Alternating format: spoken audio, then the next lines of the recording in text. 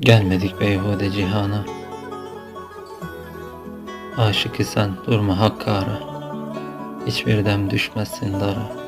Hakikat ehli bir kul isen. Yol tükenmez şikayet etmekle.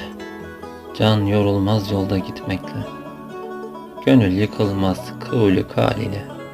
Hakikat ehli bir kul isen. Nefsin arzuları çoktur kendi hesabına. Karşı konulmaz sürükler ardı sıra. Boyun eğme dünya serabına. Hakikat ehli bir kul isen. Hırs oduna kapılıp da yanma. Dünya bir gölgeliktir, sakın aldanma. Kimseye kalmayanı sana kalır sanma. Hakikat ehli bir kul isen. Gönül der olma nefsine kul. Nerede bir hak aşığı görsen yağın yakıl. Çorak gönüllerden kurtuluş için budur usul. Hakikat ehli bir kul isen.